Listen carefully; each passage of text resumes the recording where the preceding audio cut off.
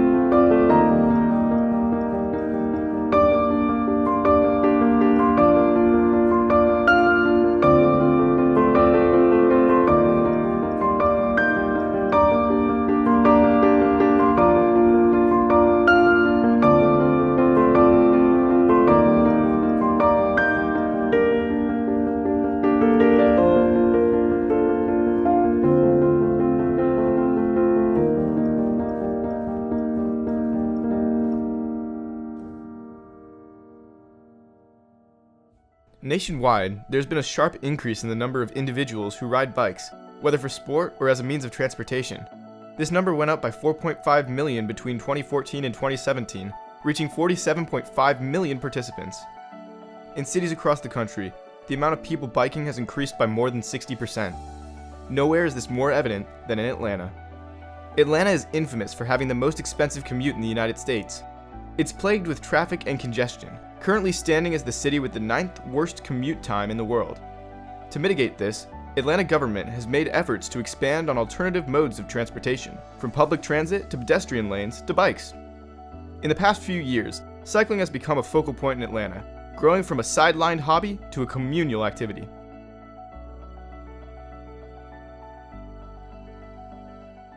Cycling's growth over the past few years is significant. The number of cyclists passing through certain areas is measured through the use of automated counters spread throughout the city. However, one doesn't need to look at those figures to see the vast changes. Bicycle-related events have grown in popularity. Atlanta Streets Alive, an event in which pedestrians and cyclists come together to temporarily close down street access for cars and to promote street safety, had 325,000 attendees in 2018.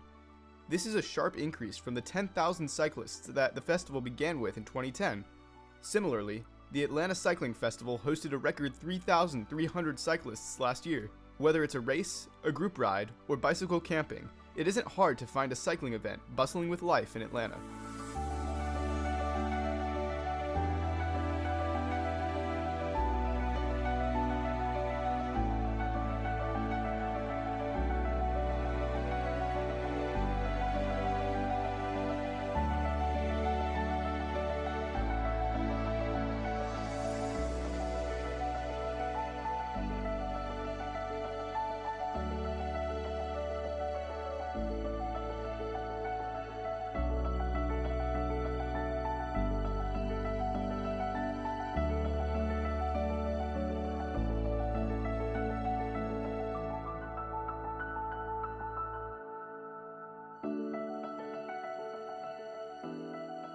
The expansion of cycling as a pastime and mode of transportation has fostered a thriving community, but as the number of people cycling grows within the city, a darker side to the trend has shown itself. An overwhelming sense of fear is emerging, and can bring cycling to a complete break.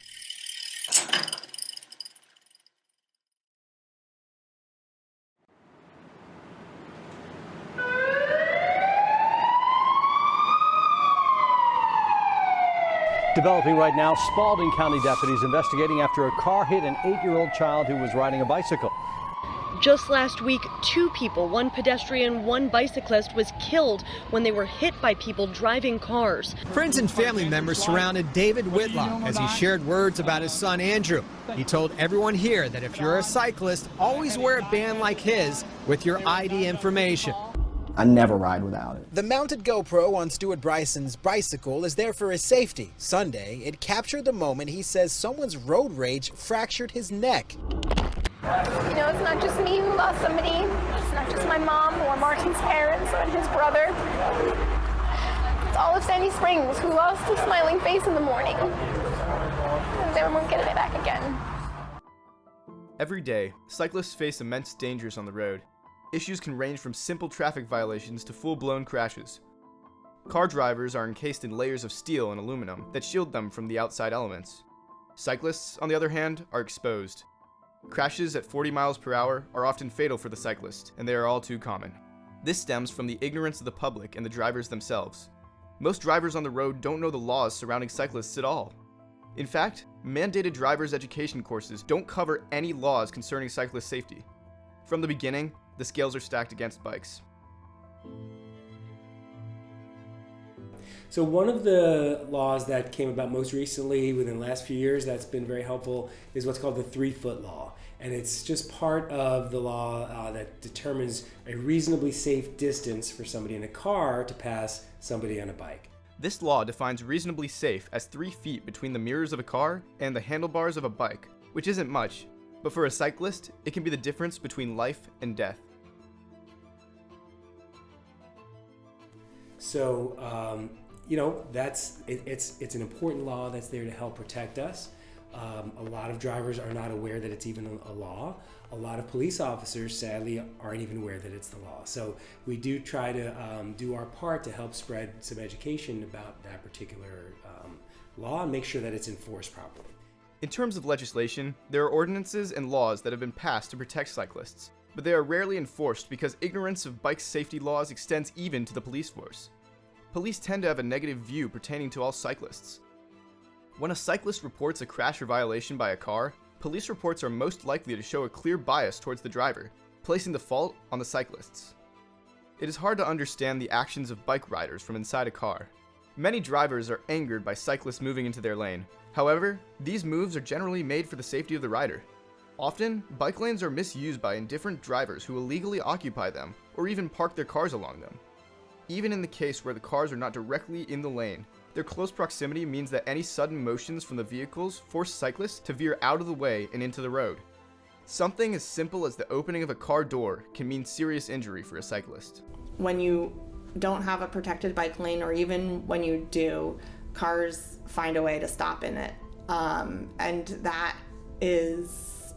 that's uncomfortable, that's dangerous, that undermines the value of the infrastructure. If you're riding in the bike lane, you have to then merge into the travel lane, and it's sort of anyone that's comfortable on that bike lane would need to then be someone that's comfortable riding in the road. And so it doesn't help people that are sort of new bikers to feel comfortable biking.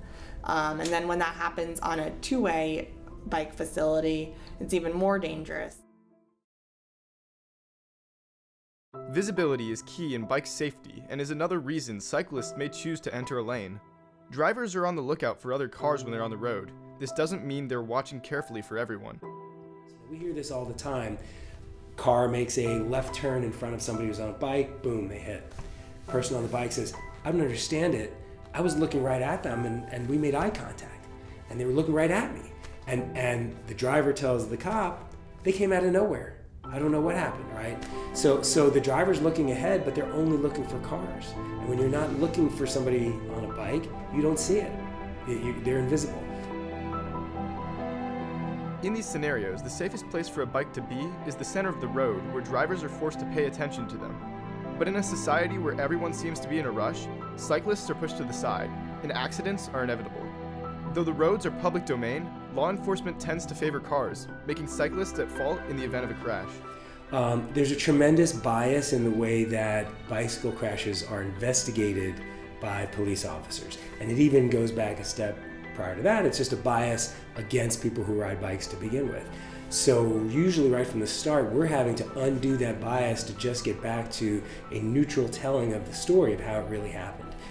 We hear things all the time that you look at that and you think that, okay, this seems pretty clear that this would be a driver's fault, and yet the way it's written up in the police report just finds ways to support the driver and blame the cyclist regardless of how it happened. Public attitude is also extremely biased against cyclists in general. Cycling is perceived to be an activity reserved for hardcore athletes training for competition, cutting corners on the road to get a better time. In reality, this could not be farther from the truth. So in the built-up city, I couldn't go too fast because you had these 70-year-old grandmas on the bikes, and you had these 20 and 30-year-old parents with their children in a basket on a bike. However, because of the stereotype, cycling can seem to only be viable for a small percentage of the population, people who can dare to risk their lives for some exercise. Cyclists are characterized to be risk-taking, reckless, and unafraid of a potential crash. Though these attributes may fit a few individuals, biking should not be perceived as an extreme sport. People often also say that these cyclists are the ones in violation of numerous laws. Though cars prey on them, in reality, due to their size and speed, bikes don't pose a danger or threat to anyone. A large part of solving the issue and reducing the fatalities from cars overall is the addition of more cyclists on the road. One of the things that makes biking safer is having more people bike. The more bikers are expected along the roads. The Atlanta Bicycle Coalition has a little phrase that they use that's just expect bikes. The more bikes are expected throughout the city, the safer all the interactions will be. Having more cyclists on the streets forces drivers to be more aware of them, benefiting not only the cyclists, but pedestrians as well. In other words, more cyclists can lead to safer streets. Thus, the prejudice that cyclists face comes largely without cause. Bikes improve our society in numerous ways. Many believe that bikes hinder the flow of traffic, but the more people that bike, the fewer cars there are on the road. Drivers face less traffic in areas that are highly bikeable. In Arlington, Virginia, for example, the decrease amounted to a drastic 15 to 20% decline, cutting down commute times and helping drivers travel more efficiently. Cycling also improves public health by allowing people to exercise, reducing the risk of obesity, heart disease, and other common ailments. This can have a tremendous effect on the population and can even lower healthcare costs. QBP, a bicycle distribution chain, found a 4.4% or $200,000 decrease in costs after implementing bike-to-work programs. Also, since bikes produce zero carbon emissions, they are much cleaner for the environment than cars. 60% of trips in a car go less than 2 miles, a distance that can easily be traveled in 10 minutes on a bike. Biking a 4-mile commute rather than driving would reduce carbon emissions by 2,000 pounds in 1 year, according to the Environmental Protection Agency. So if the general population used bikes instead for short trips, that would drastically help reduce our carbon footprint. All of these benefits are good, but they amount to nothing if the safety of cyclists cannot be guaranteed.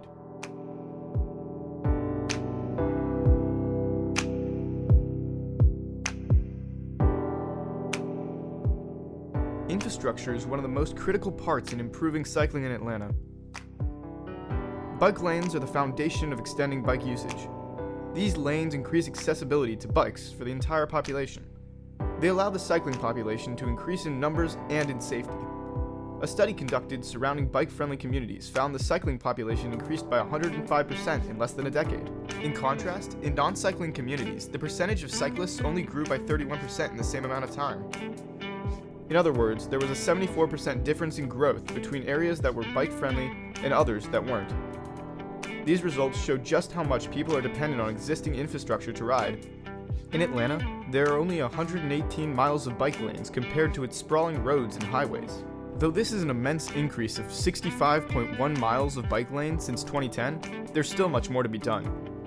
There are many multi-use paths and parks and trails, but they all carry the same vein of issues. Many of Atlanta's bike paths are disconnected and closed to the public at certain hours. So those are mostly recreational oriented partly because they're closed in the hours of darkness. First of all, that needs to change. Every multi-use trail in all of Metro Atlanta better be open 24/7 because it should be a viable part of our transportation network. It's way more than a multi-use trail. It's crazy. It's a big park. But you put these in, and we need to connect the dots. So the regional trail network, if you go to Google Maps, there's these gaps of a couple of miles here, a couple of miles there. If bike lanes in Atlanta aren't connected, it defeats the purpose of biking as a mode of transportation. In order for bikes to be seriously considered as an option for transportation, the destinations and the roads need to be accessible to the people using them. Putting the availability of bike lanes aside, the paths themselves are not necessarily safe. On roads where their only protection is a strip of paint separating them from the speeding cars, no cyclist is inclined to ride often. Even if the problems of distracted and reckless driving were to be eliminated, current bike infrastructure would not be enough to protect cyclists. Most people say that they would ride more if there were more protective measures, and studies show that people with bike lanes feel 90% safer.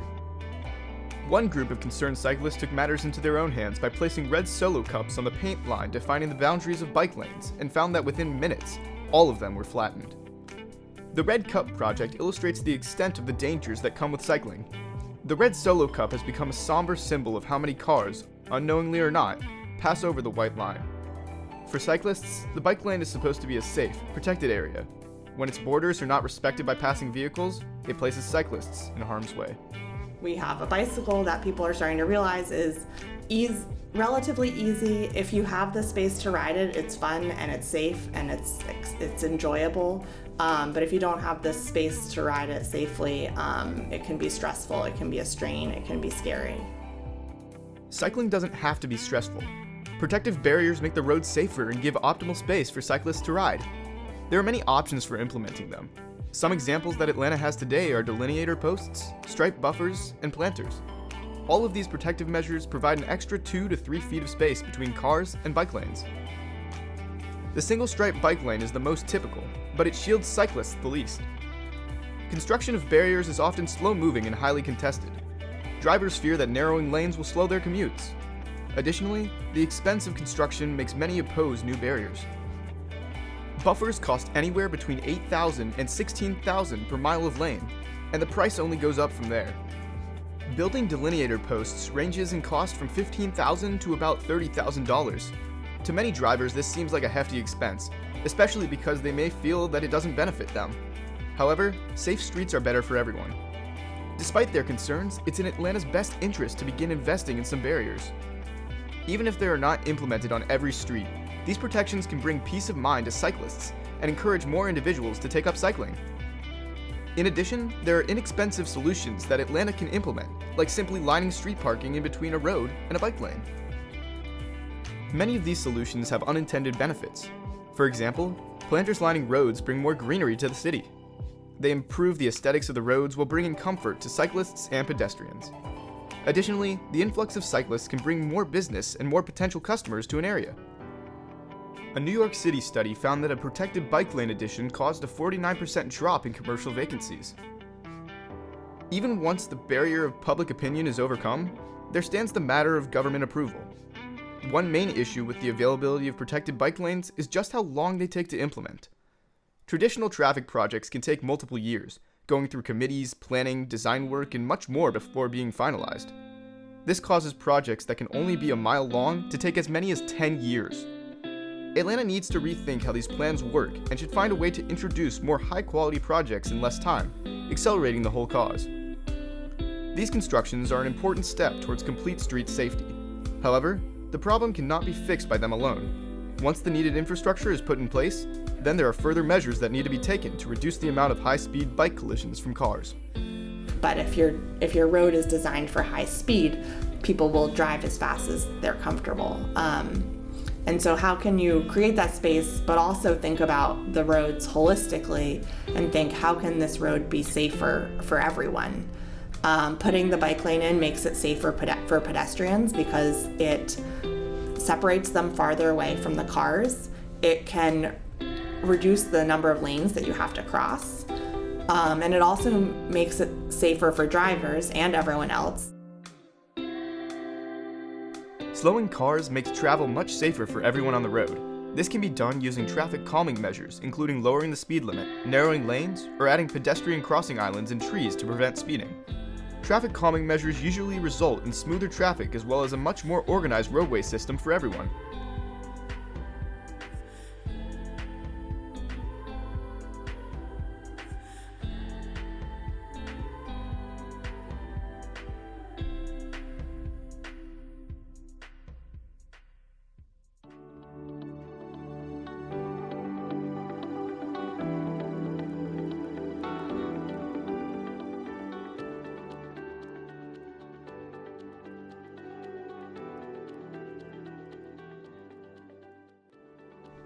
One law that has already been implemented in 9 states is the Vulnerable User Law.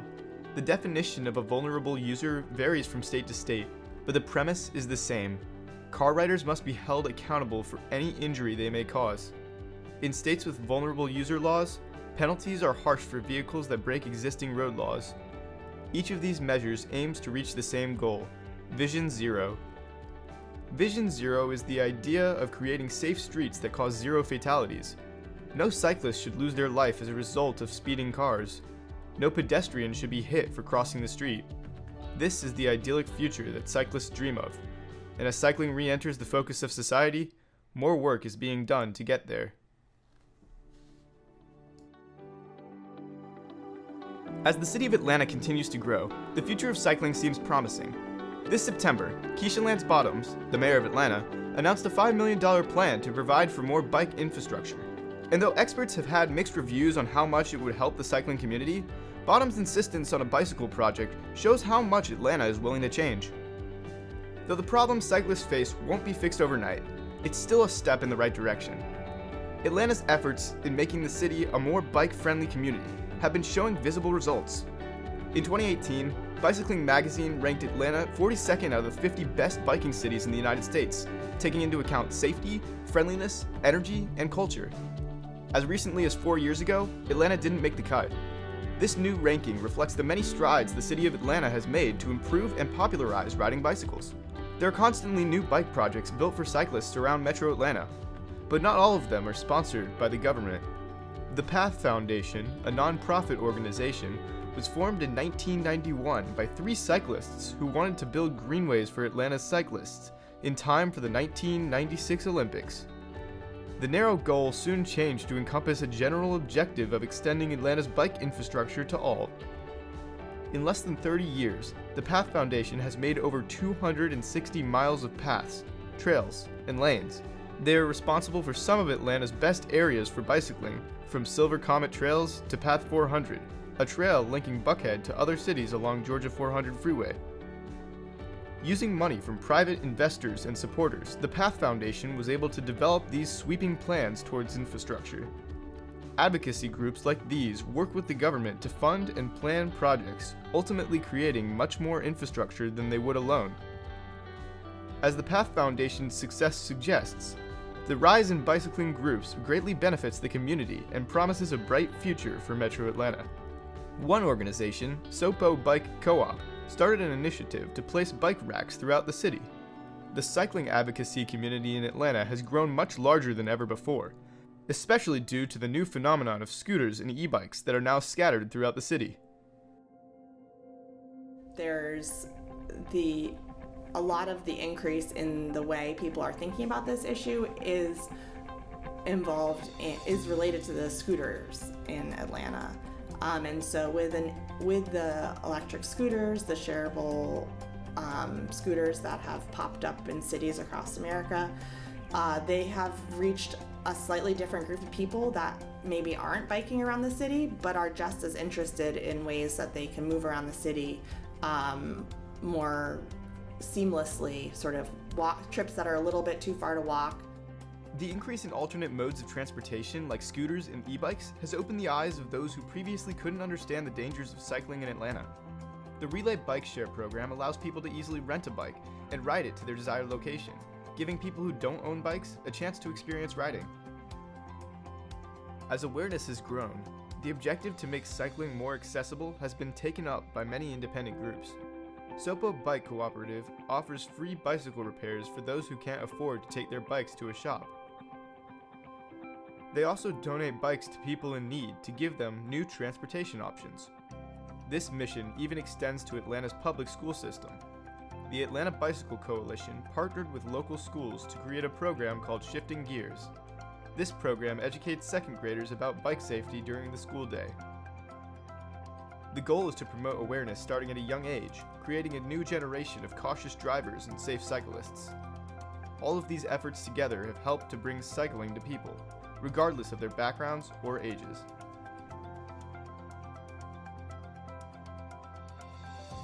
With a larger group of people who use and need bike lanes and multi-use paths, advocacy is increasing, and the city of Atlanta has given its response, the Beltline. One of Metro Atlanta's greatest feats in cycling, the Beltline was an abandoned railroad loop surrounding the city that went entirely unused. But in the last few years, it has been repurposed into a multi-use lane for cyclists and pedestrians. So the Beltline is absolutely a game changer. I love that other communities are trying to find ways where they can provide some safe space. City of Brookhaven has just announced the opening of a mile-long stretch of a multi-use path that, it's only a mile, but it's a start. And so the more of this that we have, the more opportunities for people to ride, the better it is for everyone.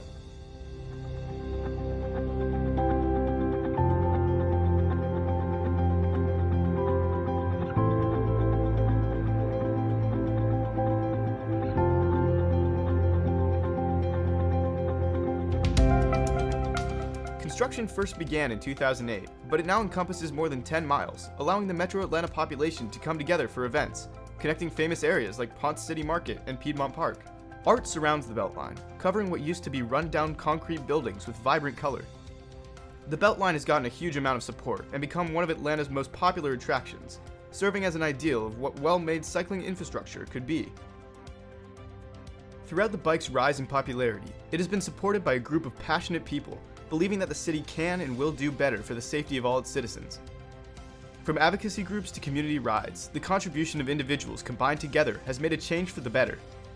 Every day, the need for more support grows, and it's up to the everyday citizen to speak out and make an impact. The best way to affect change is to show up. To show up to local city council meetings, to show up to a county commission meeting, to show up, to contact your local elected officials and demand they have that change and demand that they do it. That's the biggest change. Cycling is more than just a mode of transportation or a way to exercise. It's a lifestyle. Bike riders can stop and say hello to people on their way home. They can visit a store or stop to enjoy a view without searching far and wide for a parking spot. This centuries-old invention remains relevant because of the community it builds. A lack of protection has threatened to bring the sport to an end, but as long as there is an outspoken community of cyclists, the bicycle will persevere. The bike was engineered with a person in mind. It's time we engineer the city with a bike in mind.